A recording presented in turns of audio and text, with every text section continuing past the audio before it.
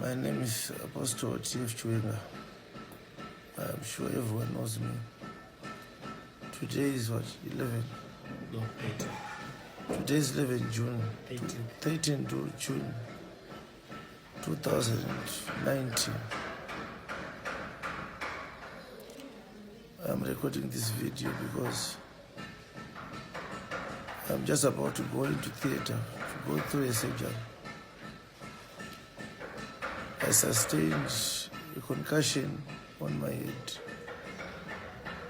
I also have a broken arm, broken fingers, broken ribs.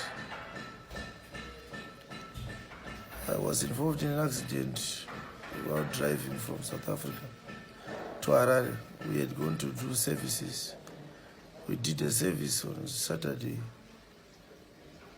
and then in Joburg, and then another service on Sunday in Pretoria. There were 4 of us, my wife, Mrs. Vurumuk, and Babaganyush. When we came into Mashingo, one of our fan builds broke up. So we spent 3 hours in Mashingo from around 4 to 7:30 fixing that problem. As soon as we had replaced the cab with the fan build, we started to drive. So I said to Babaganyush, he was the one driving. He drove us from Joburg up to Mashingo. So I said to him, let me just drive until the toll gate to find out if the problem had rectified, because before we replaced the fan board, there was a funny sound coming.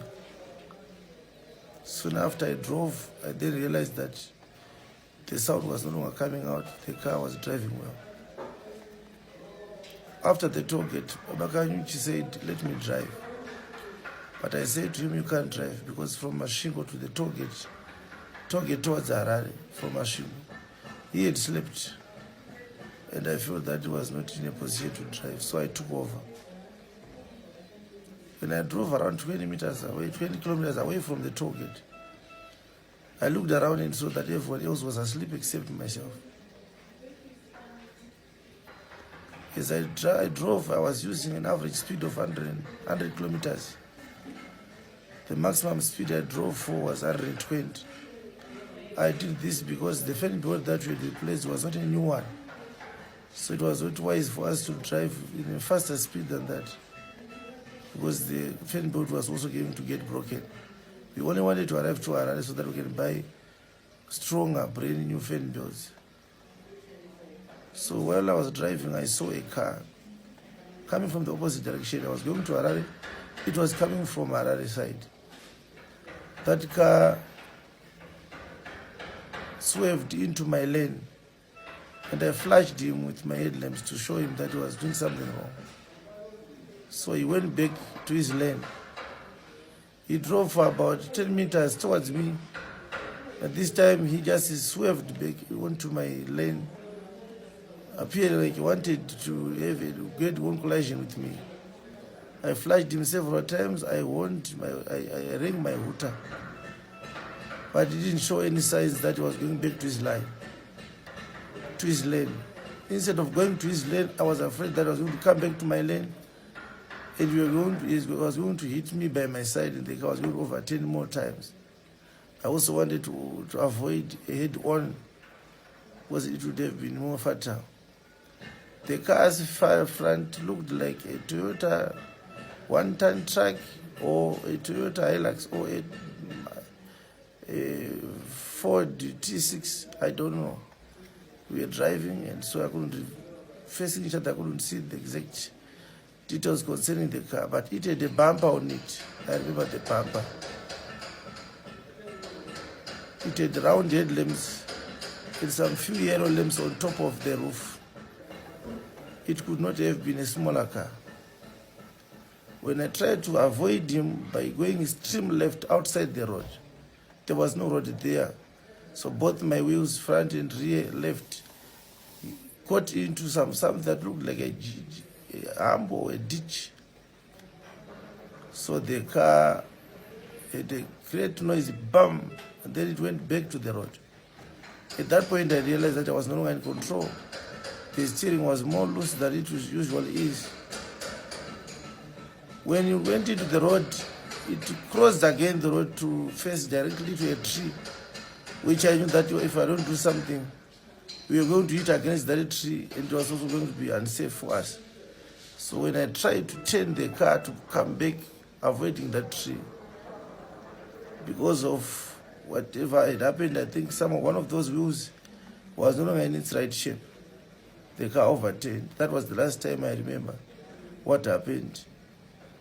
I think it was about an hour later when I woke up. A lot of people were gathered around the car. The person close to me was Abakanyuchi, my wife and my Furumuku. I didn't see them.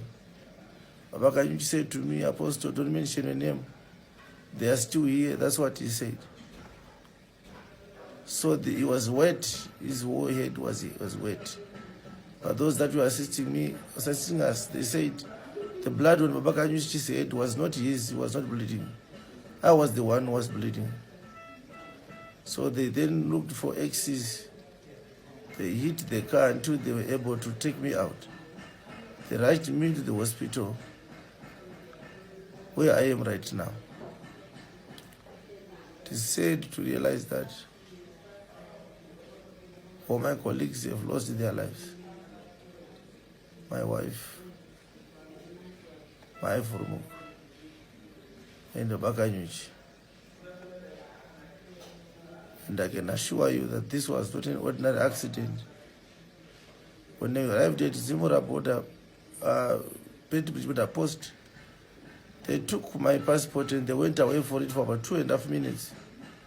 The immigration officer was saying that he wanted to use another scanner because this scanner was no longer working. But I saw that it was a lie.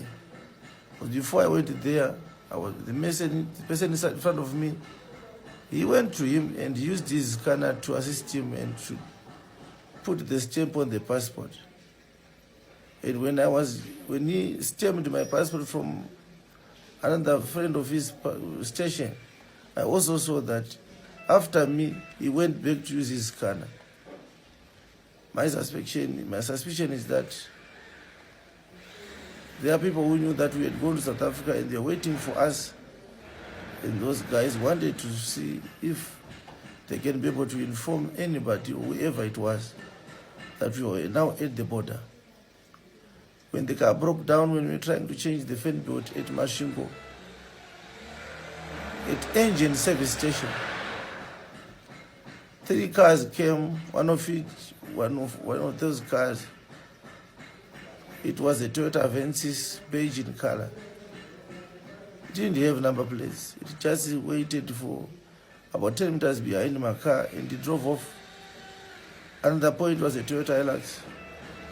It came again.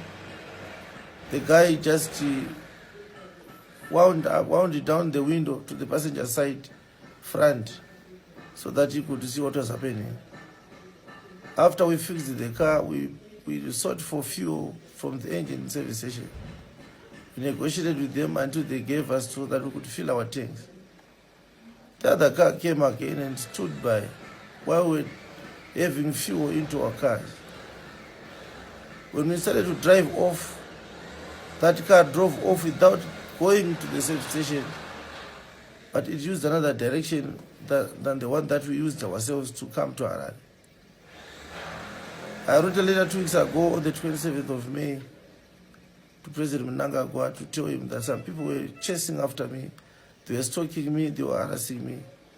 We received calls from certain members of the CIO and from another member of the Military Intelligence Department of the Zimbabwe National Army.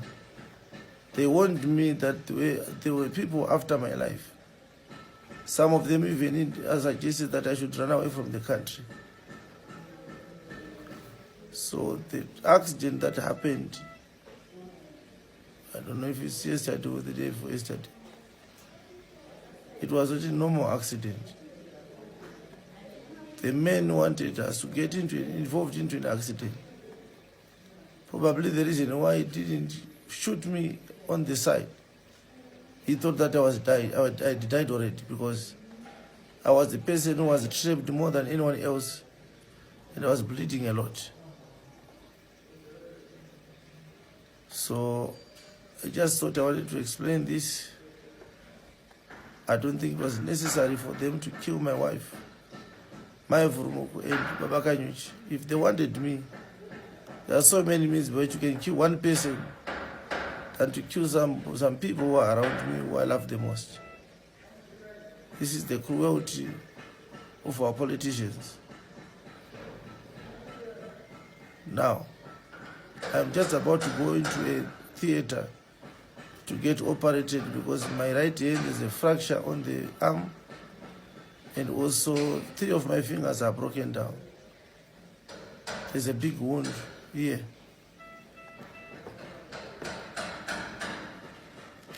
I was also bleeding from my eyes.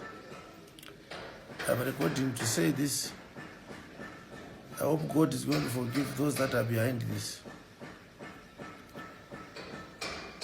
And I want to thank God for everyone who ran around to attend to us, including those that came to the scene and delivered me.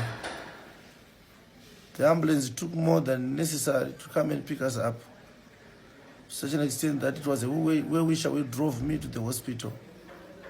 If that person had not done that in time, I'm sure I would also have died. I don't know who that person is. I don't know everyone who managed to help us. But all I want to say is thank you to them. If God wants me to live and continue with my assignment, He will save my life. But since I'm now going into the operating theater, I want to mention that Jesus Revelation Ministries is an assignment that God started. It will go ahead with or without me. I'm not afraid of dying. There's a better place than this earth. I'm in pain because I lost the mother of my children. Who's going to take care of my children? I don't know.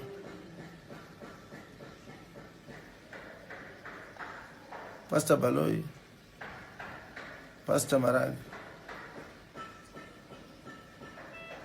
you are the leaders in the board of ministers.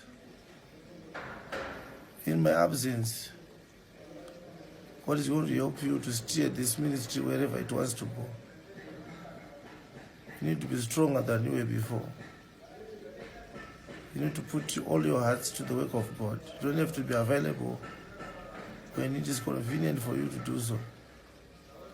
You cannot work for God if you are so concerned about your personal issues. The doctrine of Christ that I taught you, there is no way you can forget it. There is no way you can walk away from it. You have all the tools that you need to continue to steer in this kingdom.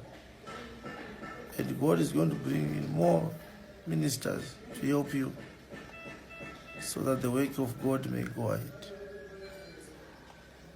Elder Kachepa, you are the minister, the elder in the board of elders. You help others to do the right thing in maintaining order and making sure that the ministers are not hindered from preaching the word. I love all of you. And I don't have any regret. I've preached the word of God with a clear conscience. If the will of God is that this is my time to go, I have no better place to be than where He wants me to be. Thank you.